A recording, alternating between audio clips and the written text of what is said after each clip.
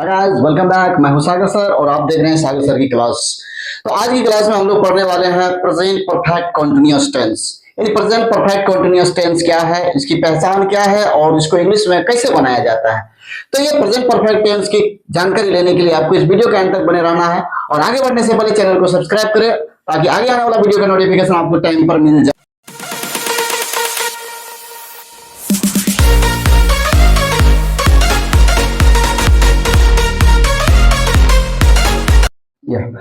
तो चलिए हम लोग चलते हैं प्रेजेंट परफेक्ट कंटीन्यूअस टेंस की ओर। प्रेजेंट परफेक्ट कंटीन्यूअस टेंस का मतलब है क्या कि पूर्ण अपूर्ण मिश्रित वर्तमान काल।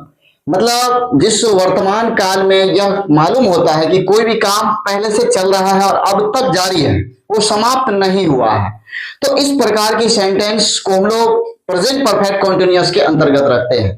तो प्रेजेंट परफेक्ट कंटीन्यूअस का पहचान क्या है? तो पहचान हो गया इसका ता रहा है, ती रही है, ते रहे हैं। जिस हिंदी वाक्य मुख्य क्रिया के अंत में ता रहा है, ती रही है और ते रहे हैं लगा रहता है तो उसे प्रेजेंट परफेक्ट कंटीन्यूअस टेंस का वाक्य समझा जाता है। अब देखिए इसमें कमाल की बात यह है कि इंग्लिश में बनाएंगे कैसे। तो हिंदी जब हो गया तो इंग्लिश भी बनेगा और इंग्लिश में बनाने के लिए स्ट्रक्चर है इसका कि सब्जेक्ट के बाद हैव का प्रयोग करना है, फिर बीन लगाना है, फिर बिफोर प्लस ऑब्जेक्ट रख देंगे। ये शॉर्ट सेंटेंस बनता है इसमें। इसी तरह इसको लॉन्ग सेंटेंस में रखना है तो यूज किया जाता है प्रीपोजिशन सिंस और फॉर का।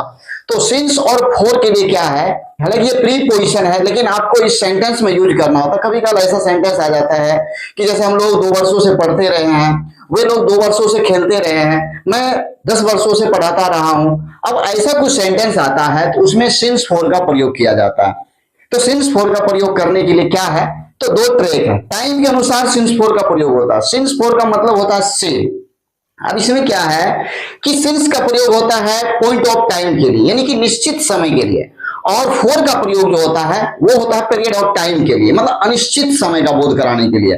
तो अब निश्चित समय और अनिश्चित समय क्या है, इस चीज को जानना है थोड़ा सा। जैसे कि कोई समय निश्चित हो गया, जैसे कि दिन का डेज नेम हो गया, मंथ्स नेम हो गया, ईयर है, उस तरह से टाइम इंडिकेट हो रहा है 5 बजे से 10 बजे से, सोमवार से, मंगलवार से, जनवरी से, फरवरी से, इस तरह से बचपन से, सुबह से, शाम से, दोपहर से, ये सभी टाइम ड्यूरेशन है। और टाइमिंग में जैसे कि ईस्वी सन आ गया 2025 से, 2024 से, 2020 से, ये चीज 1947 से, ये सभी आपको टाइम पॉइंट ऑफ टाइम के अंतर्गत जाता है। और ये चीज जब होगा तो उसके लिए आपको लगाना पड़ेगा सिंस। इसी जगह पर फोर का प्रयोग हो गया अनिश्चित, यानी पीरियड ऑफ टाइम के लिए, जैसे कि 2 दिनों से, 5 दिनों से, 4 दिनों से, 2 महीनों से पढ़ते आ रहे हैं, 4 घंटों से पढ़ाते रहे हैं। अब ऐसे कुछ सेंटेंस आता है तो वहां पर फोर का प्रयोग किया जाता है। अब ऐसे कुछ सेंटेंस मैं बता रहा हूं कि जैसे कि उसको इंग्लिश में बनाएंगे कैसे। अब सेंटेंस आ गया है कैसे कि मैं 2 दिनों से पढ़ाता रहा हूं, तो मैं 2 दिनों से पढ़ाता रहा हूं, यहां पर 2 दिन अनिश्चित समय है, तो हम लोग बनाएंगे कैसे, I have been teaching for 2 days. इसी जगह पर आ जाएगा कि मैं जनवरी से पढ़ाता रहा हूं। अब मैं जनवरी से पढ़ाता रहा हूं तो जनवरी यहां पर पॉइंट ऑफ टाइम है, जहां पॉइंट ऑफ टाइम आता है उस जगह पर सिंस का प्रयोग किया जाता है। तो इस सेंटेंस को इंग्लिश में बनाएंगे तो I have been teaching since January. इस तरह से बहुत सारे सेंटेंस आते हैं इसमें। आगे के वीडियो में आपको फिर से बताएंगे इसके बारे में। और सिंस तो हम लोग फिर मिलेंगे आगे के वीडियो में। और यहाँ पर देखिए, अगर आपको यह मतलब पढ़ने का जो ट्रैक है ये अच्छा लग रहा है, इसको शेयर कीजिए और कमेंट कीजिए ताकि आपको कैसा लग रहा है वीडियो। और इंग्लिश यहाँ पर आपको बेसिक इंग्लिश मतलब 0 से लेकर के हीरो तक की पढ़ाई होगी। शुरू से लेकर के आपको मतलब बोर्ड मॉडल हो या बोर्ड लेवल की तैयारी हो, कोई कंपटीशन की तैयारी हो, उसमें भी काम आने वाला है यहाँ। और उस सारे लेवल का ग्रामर आपको, साथ ही साथ ऑफर में आपको स्पोकन की क्लास भी कराई जाती है।